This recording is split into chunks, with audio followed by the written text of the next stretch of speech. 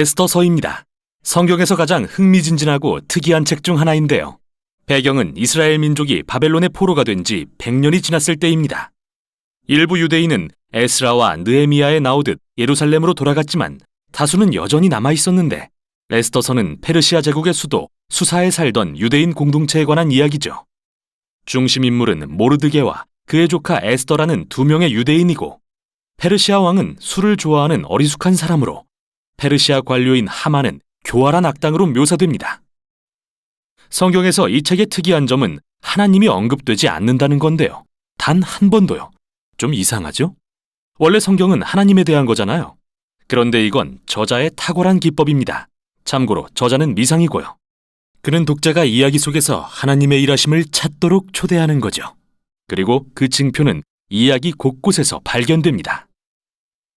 수많은 특별한 우연과 역설적인 반전들을 통해 우리는 무대 뒤에 계신 하나님의 의도를 알게 됩니다.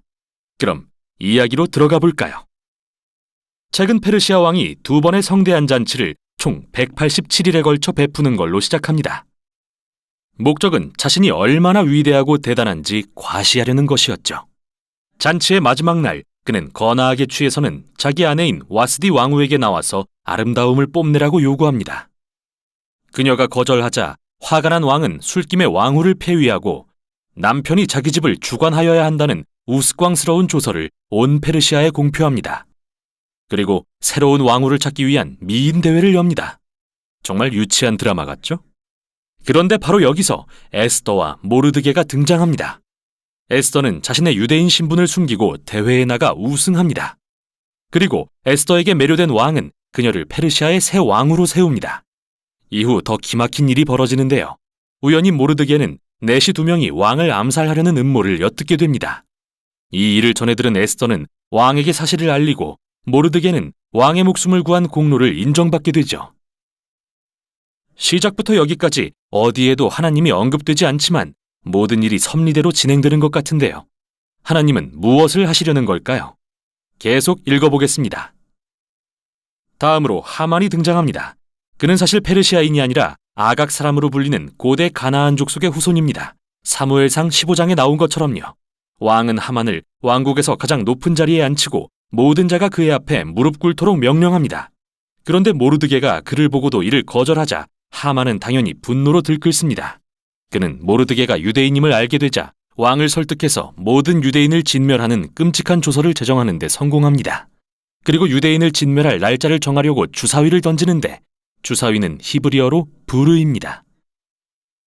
이건 나중에 다시 보기로 하죠. 11개월 후인 아달월 13일 모든 유대인이 죽게 되었습니다. 그 후 하만과 왕은 잔치를 열어 이 끔찍한 결정을 기뻐합니다. 이제 초점은 모르드게와 에스더에게 맞춰집니다. 이들은 유대인의 유일한 소망이죠. 그들은 에스더가 왕에게 자신이 유대인임을 밝히고 하만의 조서를 철회하도록 요청할 계획을 세웁니다. 그러나 왕이 부르지도 않았는데 나아갔다가는 페르시아법에 따라 죽을 수도 있었죠. 이때 모르드게가 중요한 말을 합니다. 그는 에스더가 침묵한다 해도 다른 곳에서라도 유대인을 위한 구원이 임할 거라고 믿죠. 그래서 에스더에게 묻습니다. 내가 왕후가 된 것이 이때를 위한 것인지 누가 알겠느냐? 이에 에스더는 용기 있게 회답하며 왕에게 나아갈 것을 결심합니다. 내가 죽으면 죽으리이다. 이제부터 우리는 역설적이게도 하만의 악한 계획이 뒤집어지는 것을 보게 됩니다. 에스더는 왕과 하만을 첫 번째 잔치에 초대하고 나서 내일 두 분을 잔치에 다시 초대해서 특별한 요구를 하고 싶다고 말합니다. 만취한 채 잔치를 떠난 하만은 길에서 모르드게를 보고 화가 머리끝까지 나서 내일 아침에 모르드게를 매달도록 높은 장대를 세우라고 명령합니다. 모르드게와 유대인에게 최악의 상황같이 보입니다. 그러나 한순간에 이야기가 전환됩니다. 마침 그날 밤 왕은 잠이 오지 않아 침상에서 궁중실록을 읽게 합니다. 그런데 마침 전에 모르드게가 자신의 목숨을 구했던 사건을 듣게 됩니다. 완전히 잊고 있었던 일이죠. 다음날 아침 하만이 모르드게의 처형을 요청하러 들어오자 바로 그때 왕은 하만에게 자신의 목숨을 구한 모르드게를 공개적으로 치하할 것을 명령합니다. 하만은 모르드게를 왕의 말에 태운 채 성안 거리를 다니며 모두에게 그를 칭송하라고 해야 합니다. 바로 이 순간이 이 책 전체의 전환점이죠. 이제 하만은 몰락하고 모르드게는 부상하기 시작하는데요. 어떻게 되는지 보시죠. 에스더의 두 번째 잔칫날이 되었습니다. 왕과 하만이 도착하자 에스더는 먼저 자신이 유대인임을 밝힙니다. 둘째로 하만이 왕을 구한 모르드게와 에스더 자신 그리고 모든 유대인을 말살하려는 조서를 제정했음을 알립니다.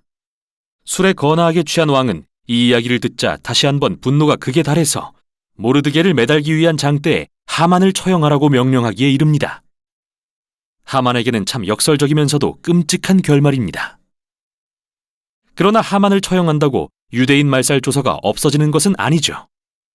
그래서 에스더와 모르드게는 조서를 되돌릴 계획을 세우려다가 왕이 한번 공표한 조서는 철회할 수 없다는 걸 알게 됩니다. 그래서 대신 왕이 모르드게로 하여금 새로운 조서를 제정하게 하죠. 모든 유대인이 말살될 뻔한 아달월 13일에 이제는 유대인이 자신을 방어하고 그들을 해하려는 자들을 죽이라는 조서가 내려집니다. 모르드게와 에스더를 비롯한 유대인들은 잔치를 열고 이 새로운 조서를 기뻐합니다. 또 모르드게는 왕의 최측근으로 높아지죠. 마침내 그날이 왔지만 유대인들은 대적들을 무찌르고 승리를 누립니다. 먼저 그들은 하만의 가족을 처형하고 함께 음모를 꾸민 페르시아 관료들도 처형합니다. 다음 날에는 왕국 전역에서 유대인을 해하려 음모했던 사람들을 죽일 수 있는 허락을 받습니다. 이 사건은 말살당할 위기에서 구출된 유대인들에게 기쁨의 축제가 됩니다. 그 후 이야기는 에스더와 모르드게가 어떻게 이틀간의 불임절 축제를 제정하고 유대인이 멸망에서 구원된 날을 기념하게 했는지 보여줍니다. 이 날의 이름은 하만이 던진 주사위에서 유래되었죠. 기억하시나요? 부르임. 책은 모르드게가 페르시아 왕국의 2인자 자리에 앉게 되는 짧은 이야기로 마무리되는데요. 여기서 우리는 모르드게의 위대함과 포로였던 유대인들의 형통함을 보게 됩니다. 이제 한 발짝 물러서서 전체 이야기의 구성을 살펴보죠. 이야기는 반전의 순간들로 가득 차 있는데 책 전체에 걸쳐 구체적인 반전들이 구조적으로 배치된 걸 알 수 있습니다. 먼저 왕의 위대함과 잔치 그리고 조서는 모르드게의 위대함과 잔치 그리고 조서와 비교됩니다. 에스더와 모르드게가 처음에 왕의 목숨을 구했다면 마지막에는 모든 유대인의 목숨을 구합니다. 하만의 높아짐과 조서 그리고 잔치는 모르드게의 높아짐과 조서 그리고 잔치로 뒤바뀝니다. 중심부에는 에스더와 모르드게가 계획을 세우는 장면들이 있습니다. 또한 에스더의 두 잔치는 전체 이야기가 전환되는 가장 중요한 순간의 기틀이 됩니다. 하만은 낮아지고 모르드게는 높아지는 순간 말이죠. 대단합니다. 이 책의 또 하나의 특징은 등장인물의 도덕적 해이인데요. 술 취함과 분노, 섹스와 살인이 가득하고 에스더와 모르드게도 예외가 아닙니다. 이방인과 결혼하거나 부정한 음식을 먹는 등 율법의 계명들을 범했다는 것은 말할 나위도 없죠. 이 이야기는 모르드게와 에스더를 도덕적 모범으로 삼거나 그들의 모든 행동을 지지하는 게 아니라 위기 가운데서도 하나님을 신뢰하고 소망하는 사람의 본보기로 삼으려는 것입니다. 에스더서가 던진 첫 질문으로 다시 돌아가 봅니다. 왜 하나님이 언급되지 않는 걸까요? 이 책의 요지가 하나님이 계시지 않은 것 같은 포로 기간에 그리고 이스라엘이 율법에 불순종할 때 하나님이 그들을 버리셨다는 걸까요? 당신의 약속을 잊으셨다는 걸까요? 에스더서는 아니라고 합니다. 이 책은 엉망진창이고 도덕적으로 흐려진 인류의 역사 속에서도 하나님은 여전히 일하시는 분이며 도덕적으로 해이해진 사람들의 신실함마저 사용하셔서 목적을 이루시는 분임을 보여줍니다.